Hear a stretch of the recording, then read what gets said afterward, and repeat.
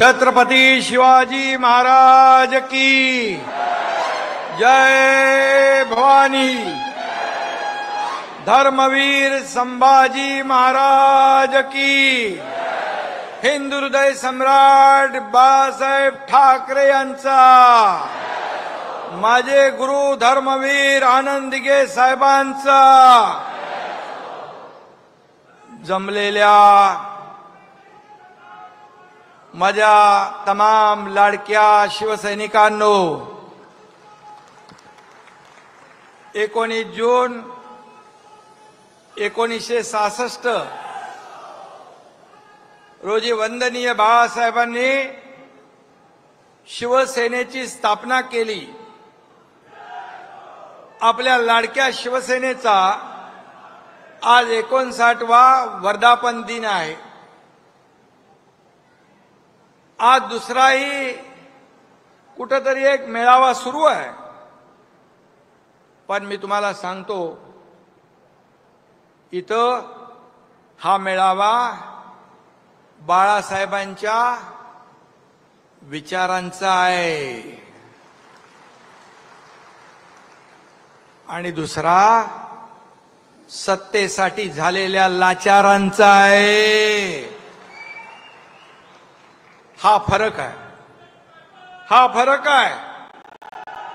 आणि म्हणून अस्सल शिवसेना आज तुमच्याकडे आहे। हिंदुत्वाचा भगवा तुमच्याकडे आहे। शिवसेनेचा धनुष्यबाण आपल्याकडे आहे आणि जनतेचा आशीर्वादही आपल्याकडे आहे।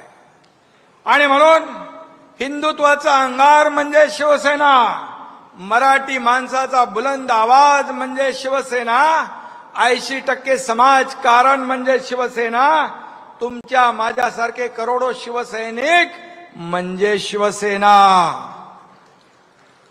शिवसेना म्हणजे शौर्य, शिवसेना म्हणजे निष्ठा, शिवसेना म्हणजे स्वाभिमान, शिवसेना म्हणजे अभिमान।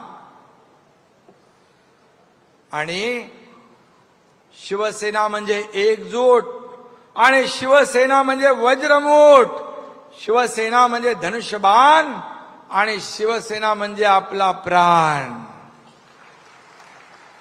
तमाम शिवसैनिकांना मी आज वर्धापन दिनाच्या खूप खूप शुभेच्छा देतो। गेल्या 59 वर्षामध्ये शिवसेनेला अनेक आव्हानांना सामोरं जावं लागलं, परंतु बाळासाहेबांचे तेजस्वी विचार, बाळासाहेबांचं तेजस्वी नेतृत्व आणि तुमच्यासारख्या तमाम बाळासाहेबांवर प्रेम करणाऱ्या शिवसैनिकांची जिद्द, यामुळे शिवसेनेचा वटवृक्ष वाढत गेला आणि आज या महाराष्ट्रात नाही तर देशभरामध्ये बाळासाहेबांच्या विचारांची शिवसेना वाढते, फोफावते। कालच माझ्याकडे 7 राज्याचे प्रमुख आले होते आणि त्या राज्यामध्ये शिवसेना वाढतीये। शिवसेनेचे अनेक इतर पक्षातले मोठे नेते, त्यांना देखील शिवसेनेमध्ये यायचं आहे। आणि म्हणून ही जी काय वाढ होतीये, खऱ्या अर्थाने बाळासाहेबांच्या विचारांची आणि तुमच्या सगळ्यांच्या मेहनतीची, धर्मवीर आनंद दिघे साहेबांची शिकवण आणि खऱ्या अर्थाने 80% समाजकारण आणि 20% राजकारण, हा मूल मंत्र घेऊन आपण पुढे चाललोय, याचं हे प्रतिबिंब आहे। आणि म्हणून मला सांगायला अभिमान वाटतोय की बाळासाहेबांचा विचार आपण जीवापाड जपला, शिवसेनेचं नाव आपण जपलं, आणि त्यामुळेच शिवसेनेची विजयी घोडदौड आज दिमाखात सुरू आहे। आणि म्हणून मी तुम्हाला थोडंसं गणित सांगतो। विधानसभेच्या गेल्या 3 निवडणुकांमध्ये काय झालं ते आपल्याला माहित आहे। 2014 साली शिवसेनेने 282 जागा लढवल्या, 63 जागा जिंकल्या। त्यावेळेस स्ट्राईक रेट किती होता? फक्त 22%। 2019 साली शिवसेनेने 124 जागा लढवल्या आणि 56 जागा जिंकल्या. त्यावेळी स्ट्राईक रेट होता 45%. आणि 2024 ला आपल्या तुमच्या शिवसेनेने 80 जागा लढवल्या आणि तब्बल 60 जागा जिंकल्या. आणि उभाटाने 85 जागा लढवल्या, अवघ्या 20 जागा जिंकल्या. म्हणजे स्ट्राईक रेट फक्त 23%. म्हणजे आपल्या शिवसेनेच्या 1/3 मतही त्यांना मिळाली नाहीत. कारण विधानसभेच्या निवडणुकीत या महाराष्ट्रातल्या जनतेने त्यांना जोरदार थड दिला. त्यामुळे 1/3 मतं मिळाली नाहीत. आणि ज्या जागा जिंकल्या त्या देखील काँग्रेसच्या वोट बँकेवर, काँग्रेसच्या मेहरबानीवर. कारण शिवसेनेचे हक्काचे मतदार यांनी उबाटाला केव्हाच टाटा बाय बाय केलेला आहे. हे या 2024च्या निवडणुकांमध्ये आपण पाहिलं. आणि जनतेने या निवडणुकीमध्ये त्यांची बिनपाण्याने हजामत पण करून टाकली आहे. आणि म्हणून आपल्याकडे आत्मविश्वास आहे, त्यांच्याकडे अहंकार आहे. आत्मविश्वास आपल्याला यशाकडे नेतोय, अहंकार त्यांना विनाशाकडे नेतोय. आणि म्हणून अहंकारी लोकांचा फणा 2024च्या निवडणुकीत या ठिकाणी जनतेनेच या ठिकाणी ठेचण्याचं काम केलंय. हे आपल्या समोर आपण याचे साक्षीदार, महाराष्ट्र याचा साक्षीदार आहे. खरं म्हणजे बाळासाहेबांनी ज्या काँग्रेसला आयुष्यभर विरोध केला, त्याच काँग्रेसच्या दावणीला शिवसेना बांधण्याचं काम पाप कुणी केलं आपल्याला माहित आहे. आणि त्याचबरोबर सत्तेसाठी लाचारी पत्करण्याचं काम कुणी केलं तेही आपल्याला माहित आहे. सत्तेसाठी लाचारी पत्करली आणि कमरेचं डोक्याला गुंडाळलं. ही अशी परिस्थिती निर्माण ज्यांनी केली त्यांना 2019ला शिवसेनेच्या मतदारांशी विश्वासघात त्यांनी केला. बाळासाहेबांचा विश्वासघात त्यांनी केला. बाळासाहेबांच्या विचारांचा विश्वासघात त्यांनी केला. मराठी माणसाचाही विश्वासघात केला, हिंदुत्वाचाही विश्वासघात केला. अशा विश्वासघातकी माणूस या महाराष्ट्राने कधी पाहिला नाही. सरडाही रंग बदलतो, पण इतक्या वेगाने रंग बदलणारा सरडा देखील या महाराष्ट्राने पाहिला. हे मी म्हणत नाही, त्यांचेच लोक म्हणतायत, त्यांचे सगळे सोयरे भाऊ बनकी तेच सांगतायत. हे मी नाही सांगत आहे. आणि म्हणून मी एवढंच सांगेन, मुख्यमंत्री पदासाठी झाले लाचार ते काय होणार? बाळासाहेबांचे वारसदार. अरे बाळासाहेबांनी सत्तेच्या खुर्चीला लात मारली पण विचार सोडले नाहीत. आणि म्हणून या ठिकाणी बाळासाहेबांनी हिंदुत्वासाठी मतदानाचा अधिकार देखील गमावला, परंतु हिंदुत्व सोडलं नाही. आणि त्यांच्याच नावाने या ठिकाणी वारसदार म्हणणारे सत्तेसाठी त्यांनी लाचारी पत्करली. हा महाराष्ट्र याला साक्षीदार. आणि म्हणून बाळासाहेब असते तर मला सांगा, या खुर्चीसाठी लाचार झालेल्या लोकांना उलट टांगून खालून मिरचीची धुरी दिली असती की नाही?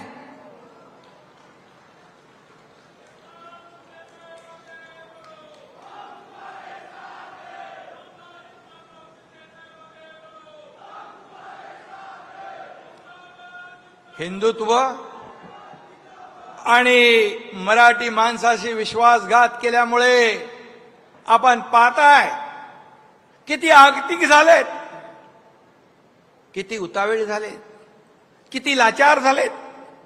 युती करता का माझ्याशी, युती करता का माझ्याशी. माणसाचे दिवस, माणसाची परिस्थिती कधी बदलेल हे सांगू शकत नाही. परंतु जेव्हा सत्तेमध्ये असतो आपण त्यावेळेस सगळ्याला कसपटा समान समजणारे आज त्यांची काय अवस्था झाली आहे. कशामुळे? बाळासाहेबांचा विचार सोडल्यामुळे, सत्तेचा मोह आणि सत्तेसाठी लाचारी केल्यामुळे ही परिस्थिती झाली आहे.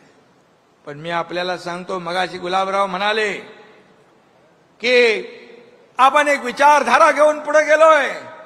आपल्या शरीरातला रक्ताचा शेवटचा थेंब असेपर्यंत हिंदुत्वाशी कधी प्रतारणा होणार नाही. हिंदुत्वाशी कधी तडजोड होणार नाही. सत्तेच्या खुर्चीसाठी कधीही तडजोड आम्ही करणार नाही. हे वचन आम्ही जेव्हा सर्वसामान्य लोकांचं सरकार स्थापन केलं त्यावेळेस दिलंय. आणि म्हणून स्थानिक आपण वर्षाचे 12 महिने 365 दिवस काम करतो. लोकांच्या अडीअडचणीमध्ये आपण धावून जातो. काही लोकांना निवडणुका आल्यावर जनतेची, कार्यकर्त्यांची आठवण येते. एरवी त्यांचं काय असतं, हम दो हमारे दो एवढंच असतं. पण आपलं नाही आहे. आपलं अख्खा महाराष्ट्र आपला आहे. महाराष्ट्रातली जनता आपली आहे. आणि म्हणून आता निवडणुकांचं वारं फिरायला लागल्यावर यांना हिंदुत्व आठवतंय, यांना मराठी माणूस आठवतोय. परंतु ज्यांनी विश्वासघात केला, ज्याने लाचारी केली, ज्याने मतदारांची बेईमानी केली, ते मतदार तुम्हाला या निवडणुकीत सुद्धा वाऱ्यालाही फिरकू देणार नाहीत. तुम्हाला तुमची जागा दाखवल्याशिवाय राहणार नाहीत. आता आहे ना मराठी माणूस आठवेल. आता मराठी माणूस आठवेल. मराठी माणसाच्या नावाने खोटे गळे काढतील. मला त्यांना विचारायचं आहे की बाळासाहेबांच्या नंतर मराठी माणसासाठी तुम्ही काय केलं, याचा हिशोब तर द्या. याचा हिशोब द्या. तुम्ही मराठी माणसापासून फारकत घेतली, हिंदुत्वापासून फारकत घेतली. तुमच्या नाकर्तेपणामुळेच मुंबईतला मराठी माणूस हद्दपार झाला. मुंबईच्या बाहेर गेला, नाला सोपाराला गेला, इकडे बदलापूरला गेला, वसई विरारला गेला. हे पाप तुमचं आहे. गेले 20 वर्ष मुंबईमध्ये कोणी सत्ता गाजवली हे सर्वश्रुत आहे. आणि म्हणून आता म्हणतात आम्ही हिंदुत्व सोडलं नाही म्हणता. मला सांगा, हिंदुत्व सोडलं नाही. हिंदुत्व काय टी शर्ट आहे का? घातला, काढला, सोडला. मला सांगा, हिंदुत्व तुम्ही सोडलं नाही. मग हिंदू हृदय शिवसेना प्रमुख बाळासाहेबांना हिंदू हृदय सम्राट म्हणताना तुमची जीभ का कचरते? हिंदू धर्माला शिव्या देणाऱ्यांच्या मांडीला मांडी लावून का बसता? स्वातंत्र्यवीर सावरकरांचा अपमान करणाऱ्यांच्या गळ्यात गळे का घालता? प्रचार सभांमध्ये पाकिस्तानचे झेंडे का मिरवता? बॉम्बस्फोटातला आरोपी तुमच्या रॅलीमध्ये काय करतो? आणि त्याचबरोबर दहशतवादी याकूब मेमनची कबर का सजवली? हा माझा सवाल आहे. आणि त्याचबरोबर जेव्हा पीएफआय का काहीतरी संघटना त्याचं पेव फुटलं, त्या पीएफआय म्हणजे देशद्रोही संघटनेच्या बरोबर तुम्ही राष्ट्रभक्त आरएसएसची तुलना करता, त्यांना शिव्या घालता. हे कुठलं हिंदुत्व आहे? हे कुठलं हिंदुत्व आहे? आणि म्हणून त्यांचं कधी सोयीचं आहे, कधी धरायचं कधी सोडायचं असं नाही चालत. जनता सुज्ञ आहे. तुम्ही धरायचं सोडायचं केल्यामुळे या महाराष्ट्रातल्या जनतेने तुम्हाला विधानसभेत तुमची जागा दाखवली. तर 20 जागांवर तुम्हाला आणलं.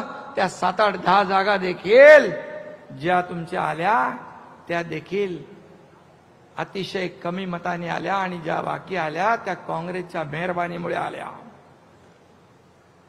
बॉम्बस्फोटातल्या आरोपीला घेऊन फिरता आणि मगाशी मी म्हटलं राष्ट्रभक्त देशभक्त RSS यांना टोमणे मारता.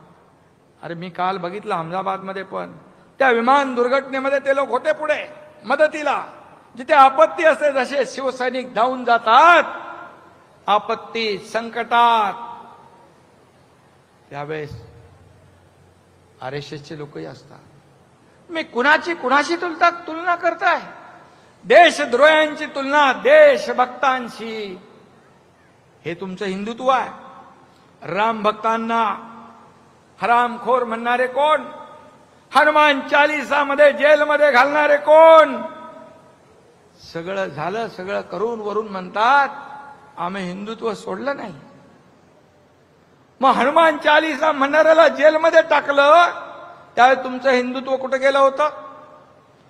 ही सगळी उदाहरणं मी जी दिली हे सगळं करताना तुमचं हिंदुत्व कुठं गेलं होतं? तेव्हा हिंदुत्व आठवलं नाही. आणि म्हणून हिंदू हृदय सम्राट बाळासाहेबांचं स्वप्न होतं की अयोध्येत राम मंदिर बांधा आणि काश्मीरचं 370 कलम हटवा. बाळासाहेब म्हणायचे मला एक दिवस प्रधानमंत्री बनवा, ही दोन्ही कामं मी करेन. मग ही दोन्ही कामं कोणी केली? या देशाचे प्रधानमंत्री नरेंद्र मोदीजी आणि गृहमंत्री अमित शहा यांनी केली. मग बाळासाहेबांचं स्वप्न साकार करणाऱ्यांना शिव्या आणि बाळासाहेबांनी ज्या काँग्रेसला कायम दूर ठेवलं त्यांच्या नावाने तुम्ही गाणार ओव्या. हे कसलं हिंदुत्व आहे? हे काय? हे काय? म्हणजे काहीतरी बोला, त्याला काहीतरी हे असलं पाहिजे. आणि म्हणून हिंदुत्व हा शिवसेनेचा आत्मा आहे आणि मराठी हा आमचा श्वास आहे. राजकारण आणि मतांसाठी कधी आम्ही हिंदुत्व सोडणार नाही, कधी मराठीला अंतर देणार नाही. एवढा शब्द मी या ठिकाणी आपल्याला द्यायला आलोय. अरे आता मगाशी मला कोणीतरी सांगितलं की भाषणात म्हणाले मेळाव्यामध्ये कमॉन किल मी. इंग्लिश पिक्चर बघून आले असतं वाटतं. हा सुट्टीला तिकडे गेले होते लंडनला, शंभूराज म्हणतायत.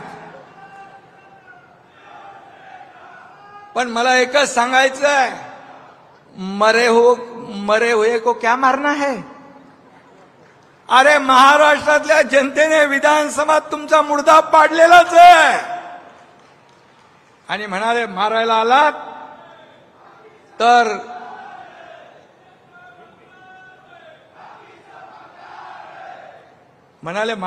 अँब्युलन्स घेऊन या. आता काय बोलायचं? अँब्युलन्स घेऊन या, अँब्युलन्स मधून परत जाल म्हणजे तुम्हाला आम्ही फटके देऊ, तुम्ही परत जाल. पण नुसताच करून शोर मनगटात येत नाही जोर. हे लक्षात ठेवा. वाघाचं कातड पांघरून लांडगा वाघ होत नाही. त्याला शेर का कलेजा लगता है आणि मनगटात जोर लागतो. नुसता तोंडाच्या वापा सोडून चालत नाही, त्याला मनगटात ताकद लागते.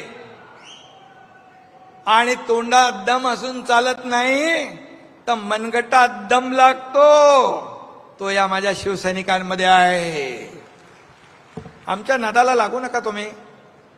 अरे तुम्हाला आम्ही 2-2.5 वर्षापूर्वी दाखवलंय, 3 वर्षापूर्वी तुमच्या टांगा पलटी, घोडे फरार करून टाकले आम्ही. आमच्या नादाला काय लागताय? अरे हा एकनाथ शिंदे बाळासाहेबांचा सच्चा कार्यकर्ता, धर्मवीर आनंद दिघे साहेबांचा कार्यकर्ता आहे. बाळासाहेबांनी भाषणात सांगितलंय, धर्मवीर आनंद दिघेंच्या तालमीतले लोक आहेत. हा एकनाथ आहे. आमच्या नादाला कशाला लागतं? आम्ही कोणाच्या नादाला लागत नाही. हम किसको छेड़ते नहीं, अगर हमें कोई छेड़ेगा तो हम छोड़ते नहीं.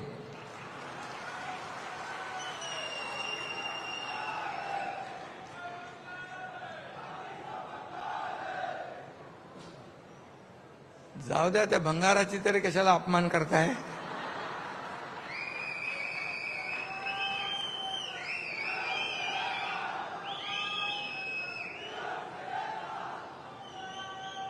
परवा पहलगाम, गेल्या महिन्यात पाकड्यांनी आपल्या आया बहिणींचं कुंकू पुसलं, आपल्या आया बहिणींचा सिंदूर पुसला. मराठी बहिणी, इतर जातीच्या बहिणी होत्या, डोळ्यात देखत त्यांच्या कर्त्या पुरुषाला गोळ्या घालण्याचं पाप पाकड्यांनी केलं. आणि मग मराठी बहिणी महाराष्ट्रातले होते, आम्ही गेलो त्यांच्या घरी. त्याचं सांत्वन करायला गेलात तुम्ही? कधी गेलात? कधी जाणार नाही. कारण तेव्हा कुठे होते?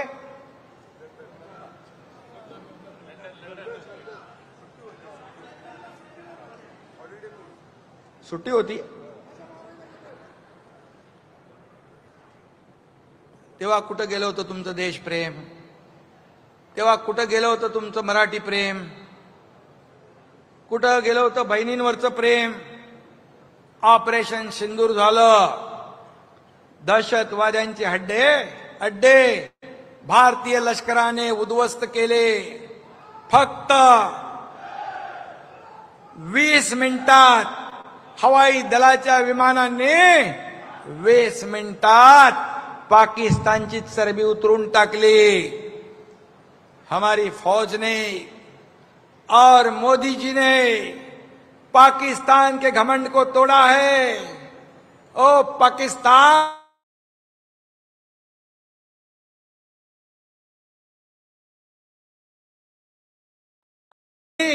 ये मोदी जी का हथौड़ा है. लक्षात ठेवा.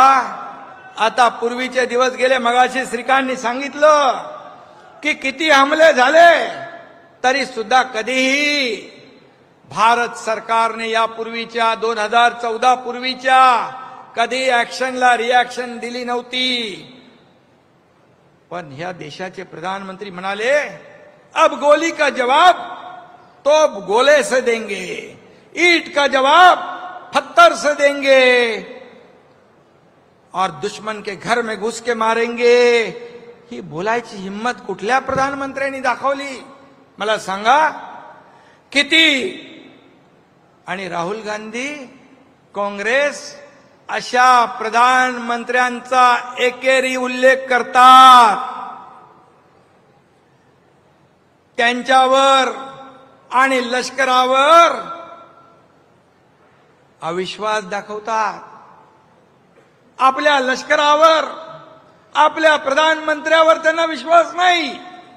त्यांना पाकिस्तानच्या अध्यक्षावर विश्वास आहे. आणि मला नाही आणि त्याचबरोबर मला नाही, संपूर्ण 140 कोटी जनतेला ऑपरेशन सिंदूर बद्दल अभिमान आहे. आपल्या लष्करी सेनेबद्दल अभिमान आहे. या देशाच्या प्रधानमंत्र्यांच्या बद्दल पण अभिमान आहे. बाळासाहेब असते तर मुक्त कंठाने त्यांना शाबासकी दिली असती. परंतु शाबासकी जाऊ द्या, ही कद्रू माणसं आरोपाशिवाय करणार काय दुसरं? आणि म्हणून भारताने पराक्रम गाजवल्यानंतर काँग्रेसच्या राहुल गांधींना आणि या बाकी उबाटा बिबाटाच्या चमच्यांना प्रश्न पडलाय, किती विमानं पडली, किती मिसाईल पडले, किती ड्रोनचं नुकसान झालं, किती नुकसान झालं. अरे भारतीय लष्कराच्या पराक्रमावर शंका घेताय? भारतीय लष्कराने पाकिस्तानला धडा शिकवण्याचं काम केलं आणि आपण टार्गेटेड हल्ला केला, प्रिसाइज अटॅक केला. आपण फक्त आतंकवादी अड्डे उद्ध्वस्त केले, आपण कुठल्याही सामान्य नागरिकाला मारलं नाही. मग तुम्ही पाकिस्तानच्या लष्कर प्रमुखांवर विश्वास दाखवताय? हा खरं म्हणजे देशद्रोहापेक्षा हा त्याच्यापेक्षा देखील छोटा गुन्हा नाही. खरं म्हणजे हा एक प्रकारचा देशद्रोहच आहे. आपल्या लष्करावर अविश्वास दाखवणं हा एक प्रकारचा देशद्रोह आहे. कसले हिशोब मागताय? अरे 26/11 मध्ये जे लोक मेले बॉम्बस्फोटमध्ये, साखळी बॉम्बस्फोटमध्ये जे लोक आपले निरपराध लोक मेले, त्यांच्याबद्दल कधी विचारणा केली? गेल्या अनेक वर्षात सामान्य निरपराध 20,000 लोक मारले गेले. सीमेवर लढणारे सैनिक लष्करातले 6,500 मारले गेले. जवान त्यांच्या मृत्यूचा हिशोब मागताय? त्यांच्या मृत्यूचा हिशोब मागताय? तो नाही मागत. तुम्ही किती नुकसान झालं हे सांगा. अरे ज्याने जीवाची बाजी लावून हे काम केलं, पराक्रम केला, त्यांना शाबासकी द्यायचं सोडून तुम्ही त्यांच्यावर शंका उत्पन्न करताय, अविश्वास व्यक्त करताय. मी तर म्हणेन तुम्ही भारतीय आहात की पाकिस्तानचे एजंट आहात असं म्हटलं तर वावगं ठरणार नाही. पाकिस्तानची बोली तुम्ही बोलताय. तुम्हाला काय निशाने पाकिस्तान किताब मिळवायचंय? निशाने पाकिस्तान, पाकिस्तानची बोली बोलताय देशात राहून, आणि तुमच्या वक्तव्याचा वापर करून पाकिस्तान देशाची बदनामी जगभरात करतेय. मग ते राहुल गांधी असतील नाही तर आणखी कोणी असतील. बाळासाहेब असते ना तर तुमचा कोर्ट मार्शलच केला असता आणि तुम्हाला तुमची जागा दाखवली असती. इथं मी सांगतो आपल्याला, इथं जे वक्तव्य करतात ते पाकिस्तानमध्ये पाकिस्तानचे लोक दाखवतात, जगाला दाखवतात की हे बघा तुमच्या देशातलेच लोक काय म्हणतात. हे म्हणतात पाकिस्तान में राहुल गांधी क्यों वायरल है. पाकिस्तानमध्ये त्याची एवढी मोठी लोकप्रियता झालेली आहे. आणि त्याचबरोबर दुसरं एक त्याच्यामध्ये आहे की हा एक आहे,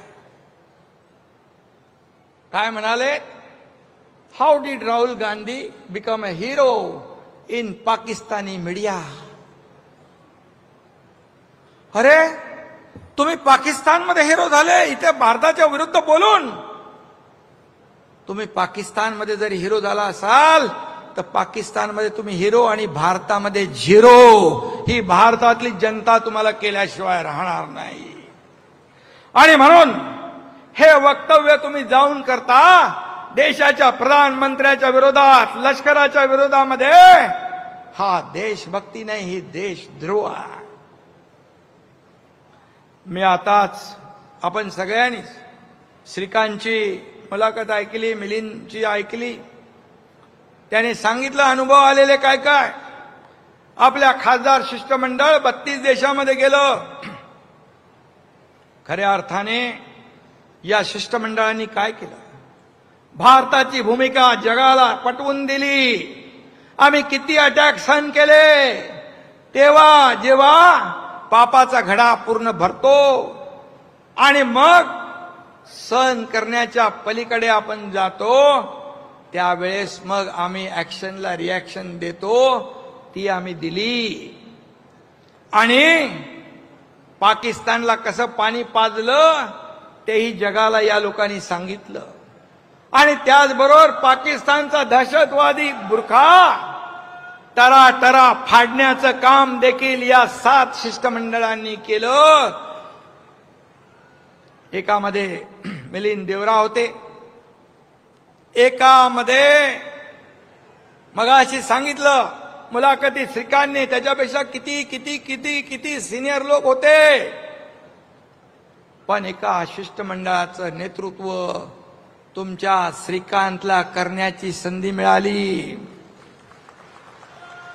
याचा सार्थ अभिमान आपल्या सगळ्यांना आहे, पक्षाचा प्रमुख म्हणून पण आहे आणि एक बाप म्हणून पण मला त्याचा अभिमान आहे.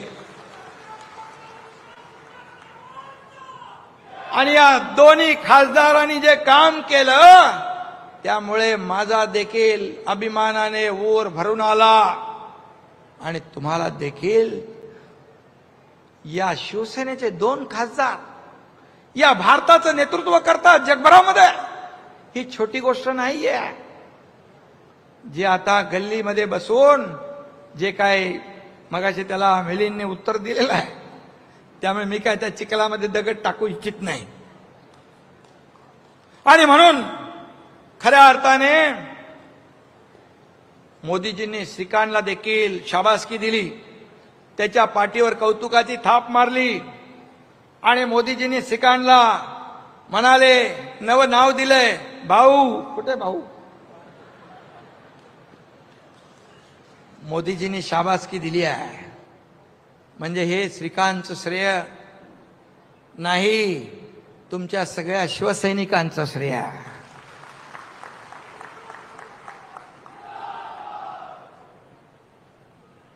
आणि म्हणून हे 2 खासदार आपले या भारताचं नेतृत्व जगभरामध्ये करण्याची संधी मोदीजींनी दिली. आणि त्यामुळे मी मोदीजींचं पण अभिनंदन करतो, त्यांना मनापासून धन्यवाद देतो. आणि खासदार मिलिंद देवरा यांचंही अभिनंदन करतो आणि खासदार डॉक्टर श्रीकांत शिंदे यांचंही मी मनापासून अभिनंदन करतो. खरं म्हणजे ते झाल्यानंतर एनडीएच्या बैठकीमध्ये ऑपरेशन सिंदूर, भारतीय लष्कराचा आणि प्रधानमंत्री मोदीजींच्या अभिनंदनाचा ठराव मांडण्याची संधी तुमच्या एकनाथ शिंदेला दिली. आणि यावरून एनडीए मध्ये आपल्या शिवसेनेचं किती महत्वाचं स्थान आहे हे मोदीजींनी अधोरेखित केलेलं आहे. आणि मला म्हणून त्याच्यावर श्रीकांतने बरंच सांगितलेलं आहे, मिलिंदने सांगितलंय. मी आता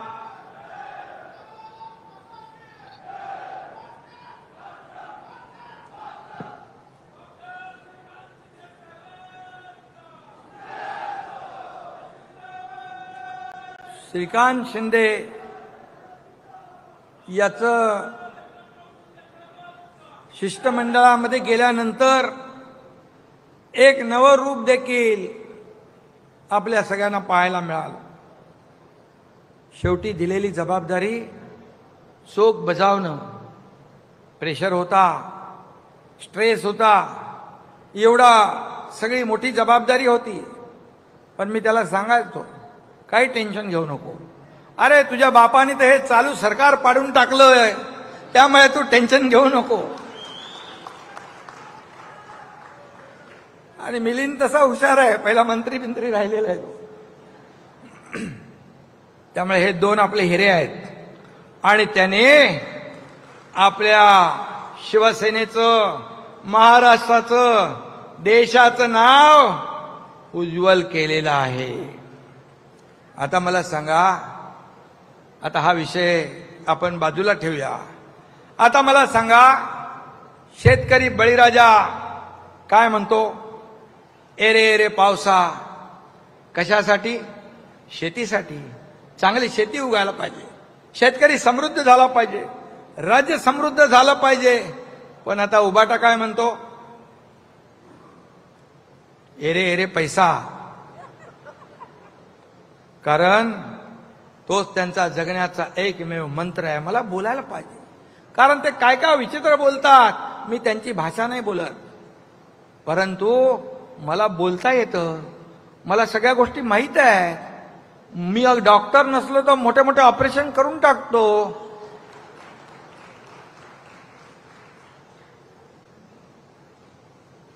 एकदा आर पाटील गृहमंत्री असताना एका सभेत काहीतरी बोलले होते माझ्याबद्दल आणि श्रीकांतच्या बद्दल. तो ऑर्थोपेडिक सर्जन आहे, तर माझ्याबद्दल काय बोलले ते मी सांगत नाही. पण श्रीकांत हाडं जोडायचं काम करतो. आता मला काय बोलले असतील ते बघा तुम्ही मला. आणि म्हणून भ्रष्टाचार, लाचारी, विश्वासघात हे मूलमंत्र तुमचा आहे. खिचडीमध्ये पैसे खाता, कोविडमध्ये पैसे खाता, कशामध्ये? ते शेवटला आता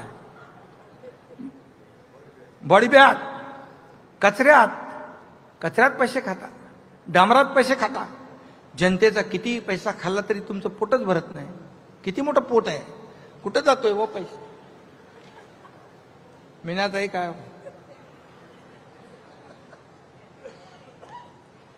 आणि मिठी नदीच्या गाळातही पैसा खाल्ला.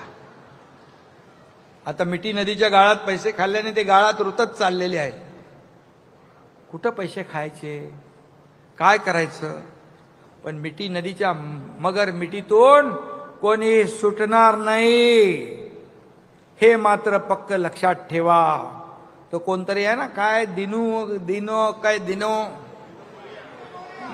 हा, त्याची चौकशी सुरू आहे वाटतं. चौकशी सुरू आहे ना सध्या. मग दिनूने तोंड उघडल्यावर किती लोकांचा मोर्या होईल ते काय करणार नाही.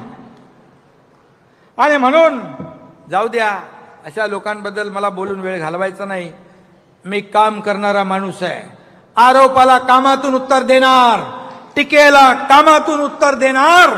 आणि म्हणून जी सामान्य माणसाची जी नाळ जुळलेली आहे ती तुटता कामा नये, कधी तुटू देणार नाही, हा माझा शब्द आहे. मुंबई बाहेर फेकल्या गेलेल्या मराठी माणसाला पुन्हा मुंबईत आणण्याचं काम आपल्याला करायचं आहे. जुन्या चाळीचा पुनर्विकास करायचा आहे. रखडलेल्या एसआरए प्रकल्पांना आपल्याला मार्गी लावायचं आहे. मुंबई घडवणाऱ्या गिरणी कामगारांना आपल्याला घरं द्यायची आहेत. मुंबई महापालिकेच्या कचऱ्यात गाळात तोंड मारणारे मुंबईकरांचं आणि मराठी माणसांचं काय भलं करणार? मला सांगायची गरज आहे? मी काय सांगत नाही. यांना फक्त मुंबई महापालिका ही सोन्याचं अंड देणारी कोंबडी आहे, अशा भावनेने गेले 20 वर्ष तुम्ही वागलात. काय दिलं मुंबईकरांना?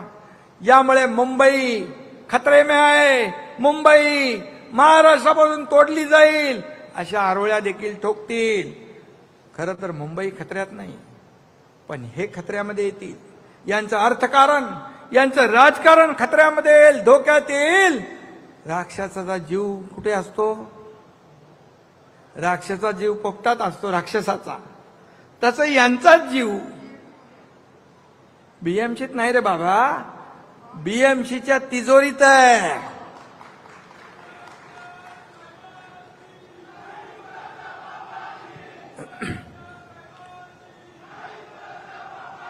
सध्या कुणीतरी काहीतरी निवडणुकीचं कॅम्पेन चालवलंय. काय? मुंबईचा लढा. मुंबईचा लढा तुम्हाला आता आठवला? इतके वर्ष काय करत होता? तुम्हीच होता ना तिकडे बसलेले. मग मुंबईचा लढा तुम्हाला आता आठवला? आणि सत्तेत असताना तुम्ही काय केलं? सत्तेत असताना तिजोरी फोडा आणि सत्ता गेल्यावर मुंबईचा लढा. अरे लढायला घराबाहेर तर पडायला पाहिजे. घरात बसून लढता येत नाही. फील्डवर उतरून लोकांशी बोलायला लागतं, संवाद साधायला लागतो. आणि म्हणून आधी घराबाहेर पडा. आता काही जे काही तुम्ही पडताय त्याच्या मागे डॉक्टर एकनाथ शिंदेचं काम आहे. त्यांनी थोडंफार फिरायला लावलेलं आहे.